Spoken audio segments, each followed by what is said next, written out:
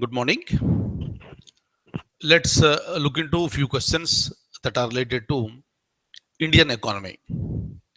So you got habituated to how to look at the questions on economy and how to answer them. Some of them are facts and some of them are logical in nature. So with respect to factual questions, there is no other go. You need to remember the facts. So, but with respect to other questions, you may use this logic. But logic will be utilized very effectively when we know the subject. So that's what we are trying to do it. So today, let me take the opportunity to show you some more questions. And at the end, I have also included some of the questions that are related to the railway budget. Right. So because railway budget has been merged with the general budget now, for the last 92 years in the country, two separate budgets were presented. So railway budget and the general budget. But from this year onwards, from the year 2017 onwards, only one budget is going to be presented in the parliament. So by keeping that in my mind, so I have taken up some questions with respect to railway budget. So those questions we'll be seeing at the end. But let me open the document, have a look at the document first. Look at this. Read the question slowly. When development in economy takes place, the share of tertiary sector in national income declines, increases, remains constant, or first rise and then falls. So what should be your answer?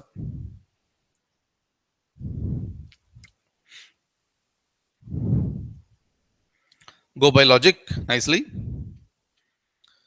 So we know what is the meaning of the tertiary sector. Primary sector is agriculture, secondary sector is industries, and tertiary sector is the services.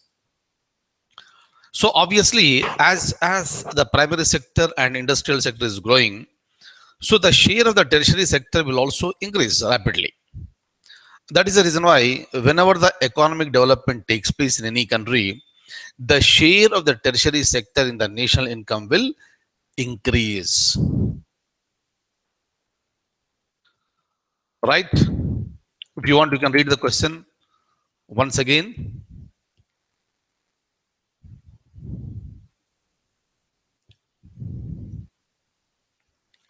Next, I'm going further. Plan expenditure in India is met by. In the previous session, when I was discussing with you with respect to plan expenditure, I explained you very clearly what is the meaning of the plan expenditure and a non-plan expenditures. So how are you going to meet this plan expenditure? Look at the options clearly. A, B, C, D, internal debt and other resources, assistance from aid, India Club, assistance from IMF, assistance from OECD countries. Option A is the answer. Right? Option A is the answer, and kindly have a look at this. So this you are meeting with the internal debt and other resources for meeting the expenditure with respect to the plan expenditure. Am I clear? Next. Simple one. I have discussed this point with you earlier. It was one of the questions in the previous bits that I have shown you. National income in India is estimated by Planning Commission, Finance Commission, Indian Statistical Institute, or CSO, Central Statistical Organization. Hope you remember the answer, and the answer is option D, that is a Central Statistical Organization.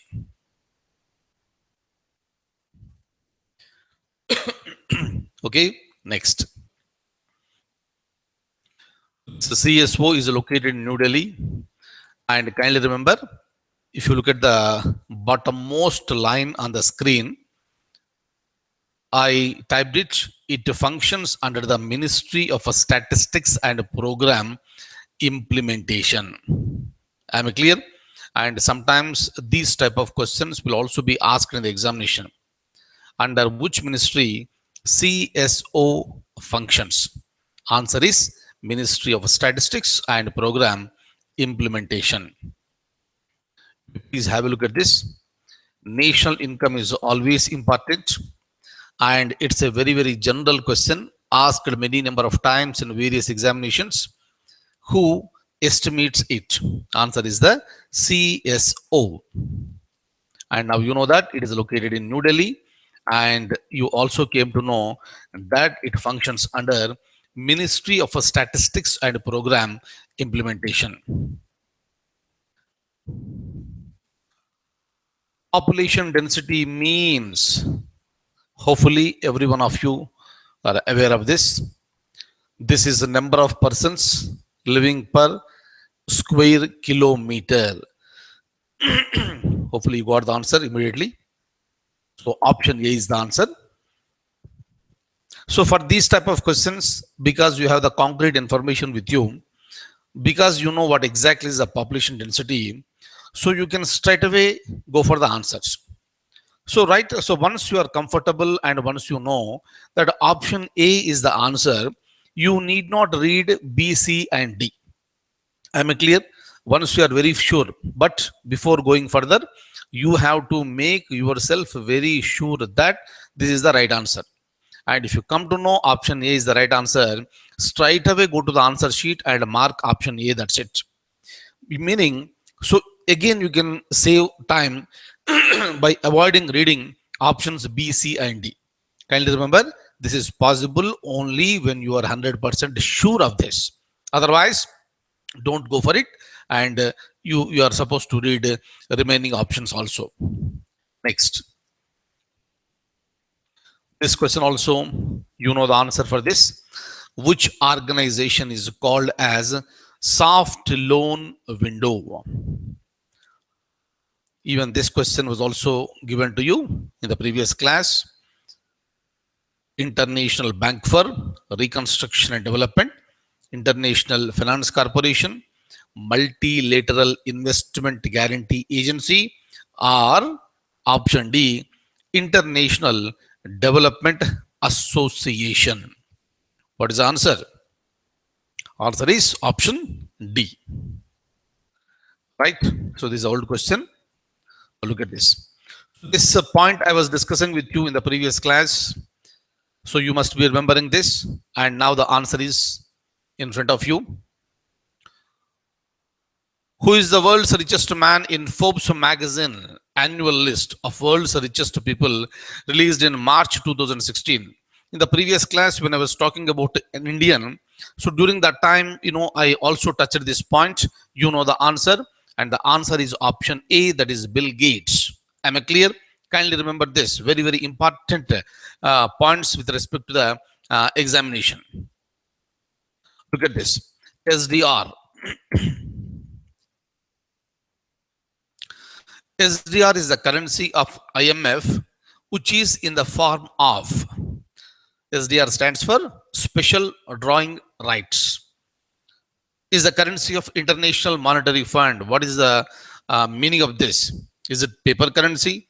Is it gold or silver and gold both? Or is it bookkeeping entry only? Option D is the answer. This is the bookkeeping entry.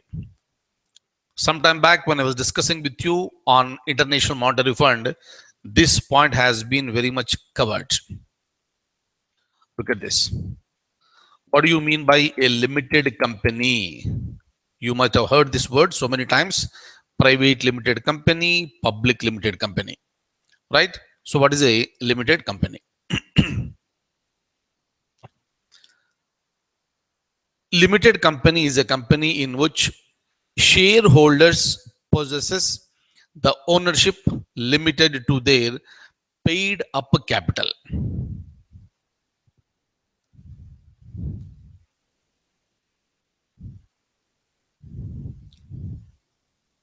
Kindly remember, so this limited company is of two categories. Once again, one is a private limited company where there should be minimum two directors and maximum is this 50, And when it comes to the public limited company, there is no limitation. There is no limitation in this. So that is a, this private limited company. Am I clear? Very, very important one. Kindly remember this: private limited company and public limited company. So many times you might have come across this, this PVT Ltd. It stands for the private limited company. Once again, I'll show you the questions. Kindly have a look at this. So in which shareholders possesses the ownership limited to their paid up capital? So option A is the answer. So this is one wonderful question: who gains inflation? You know the meaning of inflation. So this is a continuous rise in the prices of the commodities over a period of time. Who is gaining because of this inflation? Is it a saver, or creditor, or a debtor, or pension holder? Who is going to get benefit out of this inflation? So before going further, I would like to say something. So whenever I say debtor and creditor, a person or an agency or a bank which is giving away money, that is called the creditor. Generally the money is given in the form of the loan, and the person or the agency who takes the money is considered to be debtor. So this debtor has to pay it back to the creditor. Am I clear? So say for example, bank is the creditor and the person is the debtor. Bank is giving the loan to the debtor, and the debtor has to pay it back to the so-called the creditor, that is the bank. So now if there is an inflation, who is going to get benefited? Simple point. Say for example, so maybe you are getting 5 apples. You are getting 5 apples at the rate of 100 rupees. 5 apples at the rate of 100 rupees, meaning cost of one apple is 20 rupees. So all of a sudden what happened? Say for example, inflation has been taken place. The cost of each apple became 25 rupees. Cost of each apple became 25 rupees. So now if you want to purchase 5 apples, you have to spend 125. Meaning previously what you were getting with 100 rupees, so now you have to spend more, 125 rupees. Clear? So this is the effect of the inflation. But so when a person took the loan from the bank, so during that time, say for example, the value of 5 apples may be 100 rupees, right? So but at the time of paying back to the government, to the bank, so the cost of the apple is 125 rupees. Clear? 5 apples is costing 125 rupees. When he took the loan, it was 100 rupees. So when he is paying back, it is 125 rupees. Clear? I am talking about the inflation. But the person who took the loan of 100 rupees, so he'll be paying back only 100 rupees. Clear? He is paying back only the 100 rupees, meaning that inflation is not affecting your payment back to the creditors. Hope you are following this. So that is the reason why with inflation, the person who took the loan, that is the debtor, will get benefited. What about the banks? Instead of getting 125 rupees, they are getting 100 rupees only. Whatever the money they have given, they are getting it back. Am I clear? That is the reason why inflation will always helpful for the people who are considered to be debtors. Right? Next.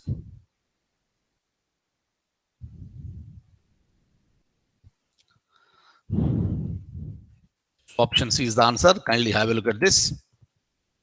So these are the places. Again, you need to, know the logic. But before that one, you need to know the terminology also.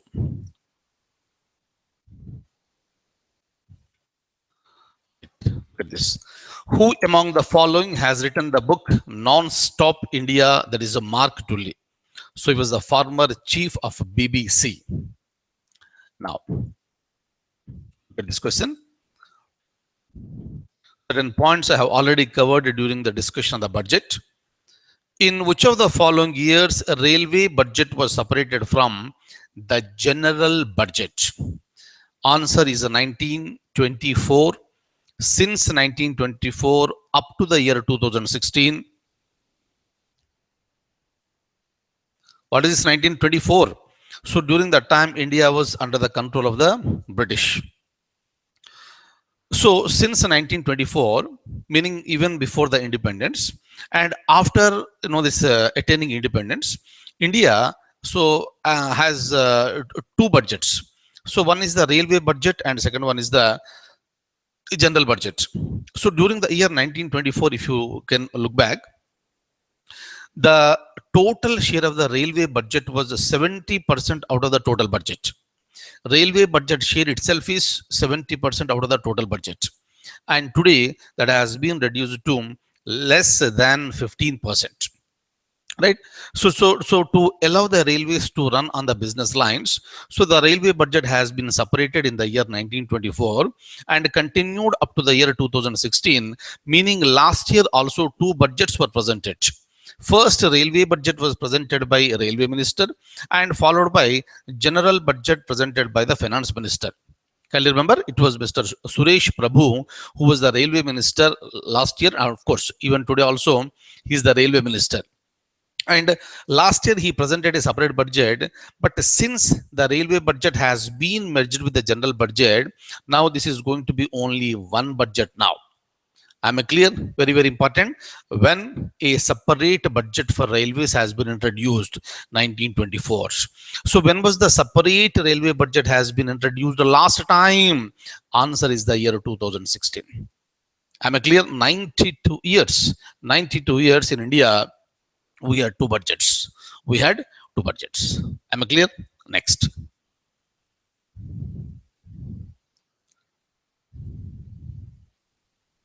Look at this. Railway budget was separated from the general budget in the year 1924. Another one. Which committee recommended for the separation of the railway budget from the general budget? Ackworth Committee, Macaulay Committee, Minto Morley Committee, or Royal Commission? Option A is the answer. This is the Ackworth Committee. Clear? Kindly see it.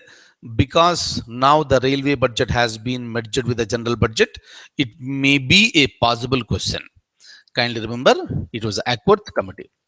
Look at this. So there were 10 members in the committee. Okay. Next, let's go ahead. Simple. In which year railway budget has been merged with the general budget?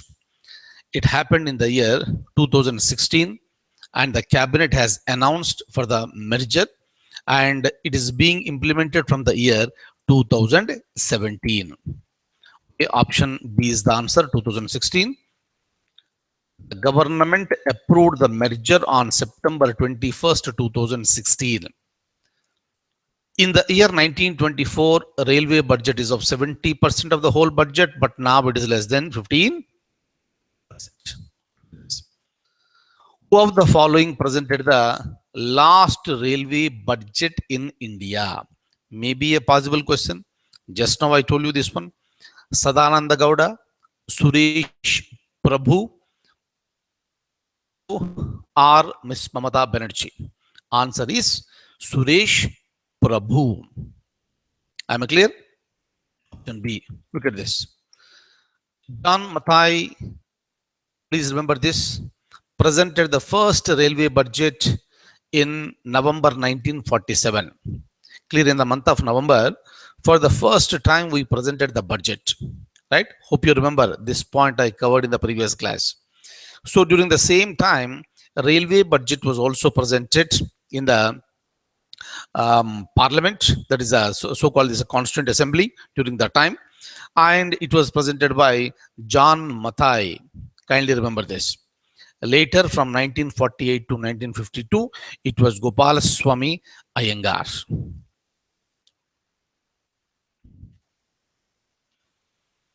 Look at this. Another important point, very important point with respect to current affairs. Please look at this point very carefully. The Indian Railways has launched insurance scheme for passengers traveling on e-ticket. Which of the following institutions has or have been roped in by the railways for providing insurance. So now there will be an insurance for the people who are traveling on e-ticket. And some agencies have been roped in for providing insurance. What are they? A. Shriram General Insurance Company, ICICI Lombard, Royal Sundaram General Insurance, or option D, all the above. Answer is option D, all the above. Kindly remember, this is a possible question with respect to current affairs. Look at this. Who of the following is the brand ambassador of Incredible India? Most probable question.